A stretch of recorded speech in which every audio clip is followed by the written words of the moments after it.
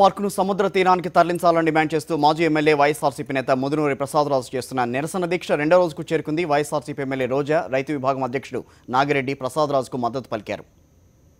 ప్రస్తుతం వాళ్ళు అక్కడ మాట్లాడుతున్నారు. ఆ లైవ్ చూద్దాం. కిలోమీటర్లు కూడా హెలికాప్టర్లో వెళ్ళి అతను పక్కనే 25 కిలోమీటర్లు ఉంది.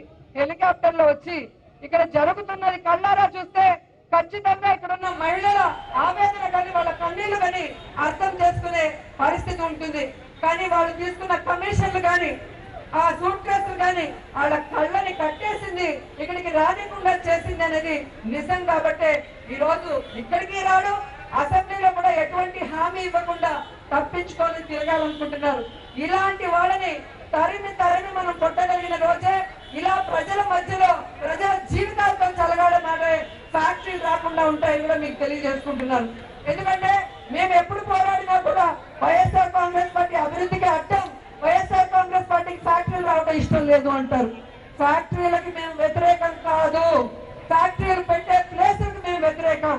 ప్రజల జీవితాలు కానీ రైతుల జీవితాలు కానీ మా అక్క చెల్లెల జీవితాలు నాశనం అయ్యే విధంగా గ్రామాల మధ్యలో పెట్టే ఫ్యాక్టరీలకు మేము వ్యతిరేకం.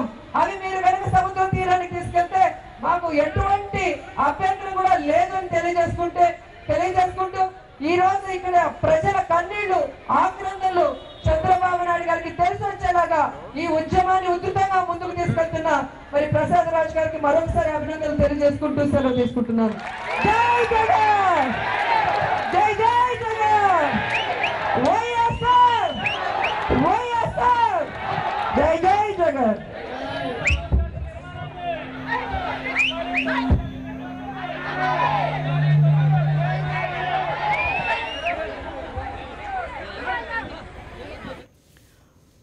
మనం ఇప్పటికి చూసాం. తుందూరు ఆక్వా బాధితులకు అండగా రెండో రోజు దీక్ష కొనసాగుతోంది. మాజీ ఎమ్మెల్యే ప్రసాదరాజు చేస్తున్న దీక్షకు మద్దతుగా ఆక్వా పార్కును అక్కడి నుంచి తరలించాలని చెప్పి బాధితులంతా ప్రధానంగా డిమాండ్ చేస్తున్నారు.